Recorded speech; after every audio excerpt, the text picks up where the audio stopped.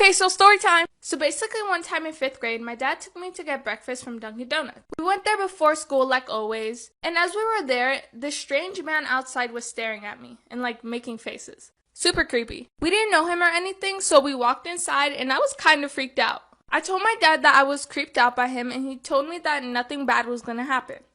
Or so he thought. So we got our foods and we ate it, everything was fine, chill. After we were done, we got up to leave. The man was gone by now, so I felt better But then on the way to my school, I saw him walking on the sidewalk. I figured he was going to his house or somewhere else. When we got to my school, no one was outside. It was kind of weird. We went to open the door because my dad was a part of the PTA, so he came in with me. The door for some reason was locked. My music teacher out of nowhere ran out and brought us inside quickly. She told us that our whole school was on code red. Scary. And that a man was in our school, so we went inside and I went and hid in the music room.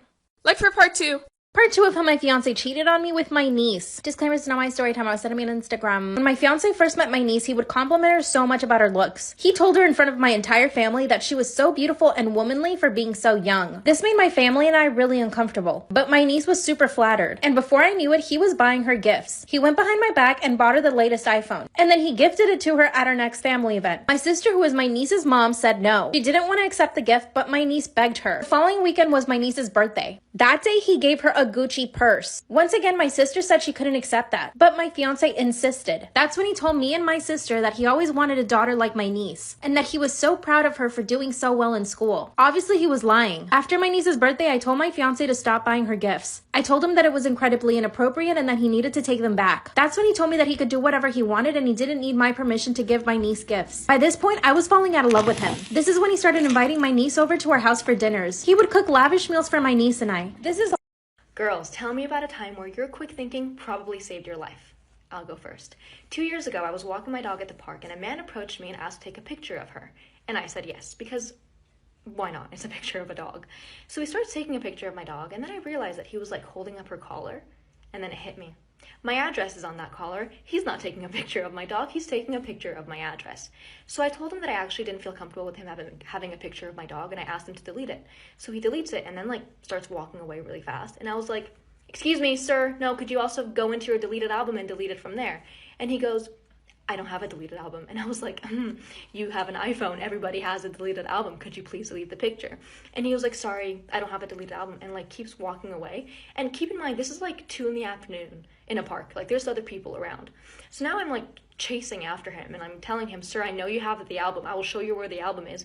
Can you please go onto your phone so that we can delete the picture?" Oh, part 2.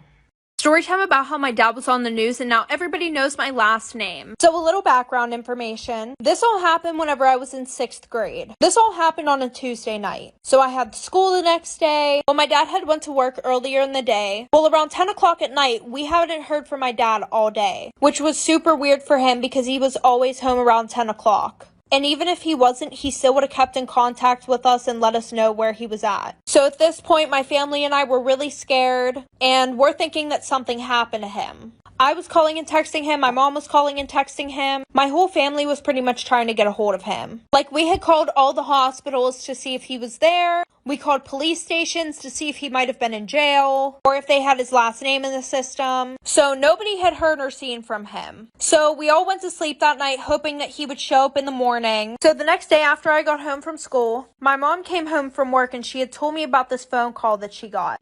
For part 2.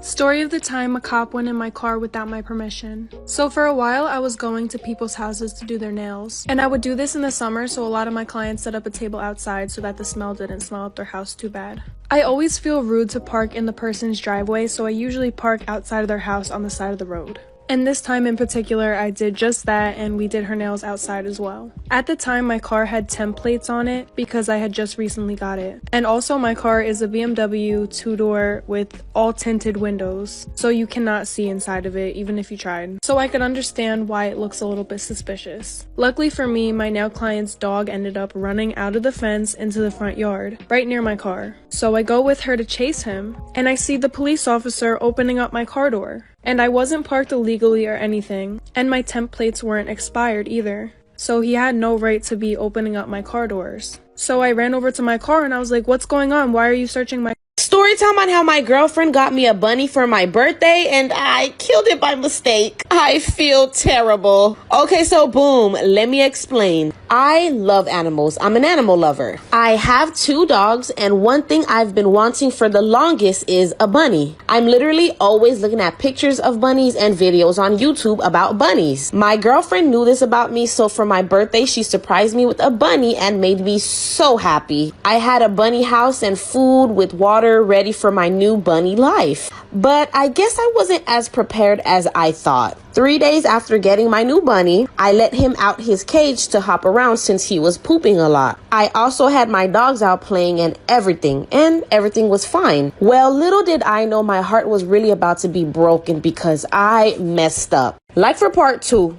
Story time of how I found out my boyfriend was cheating on me with my cousin. My boyfriend and I had been together for 2.5 years. His family loved me and my family loved him and they expected us to get married. Well, last year when COVID started, we were actually in different countries, so we didn't see each other for 3 months. During those 3 months, we FaceTimed 4 times a day, and we were always texting. He happened to be quarantining in our hometown, so both of our families were in the same place. I was quarantined in a different country. One day my cousin calls me and tells me that she met a really nice guy on a dating website. I was so happy for her because she had had bad luck with guys. Every single week, her and I would catch up on the phone and she would tell me how much she liked this guy, and how amazing their dates were, and how amazing he was in bed, how sweet and considerate he was. I couldn't be happier for her. Well, when I finally get back home, my boyfriend is super distant and cold. So naturally, I called my cousin and complained. She told me to give him space. She said I should just leave him alone. And so like an idiot, I did leave him alone. One day my cousin calls me and tells me to come over for dinner. When I got there, my boyfriend's car was parked in her garage. I thought it was just her nice way of trying to get us to talk. I'd walk in and catch them doing the dirty on the couch, come back for part 2. One time I was behind the register at Victoria's Secret. This customer walks in and immediately everybody spots her as a red flag. She's just picking up items, throwing them in her bag, not looking at sizes, not looking at colors. So everybody's like, Everyone's on their walkie like, watch this customer. She's coming to the fitting room. She's headed to the cash drop. Somebody get her. Check her ID. Get her. Get her. She has a bag full of stuff. And guess who gets her at the register? Me. So she comes to my register and she dumps out her stuff and we're having a regular conversation. Hi, how are you? Yada, yada, yada. Her total comes up to probably between $700 to $900. It was expensive. My manager is at the register next to me talking to me on the walkie. Ashley, make sure you get that ID. Don't matter what she's using, make sure you get that ID. So I ask her for the ID because she's paying credit. Why do you need to ask for my ID? Just take it, run it. I'm like, no ma'am, I'm sorry, I need your ID for the purchase. She starts to raise her voice at me.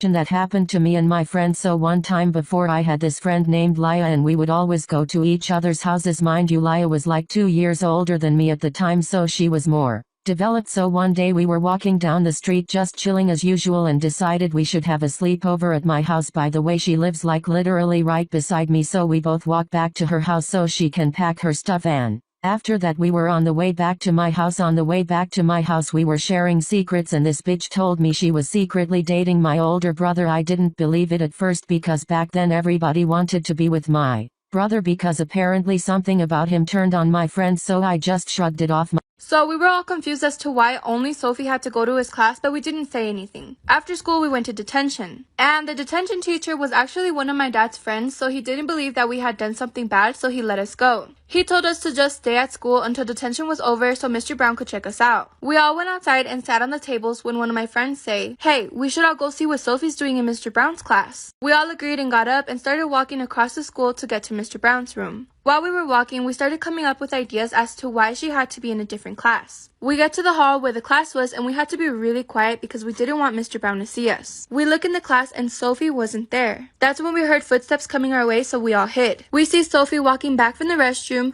goes into the classroom, and then she gives Mr. Brown a hug. At that point, we were all even more confused because we thought she hated him. That's when my friend took out her phone and started recording them, but then Mr. Brown and Sophie seen us, so we all had to run back to the detention room. When we got back, the teacher was still there, so we told him everything that we had just seen. After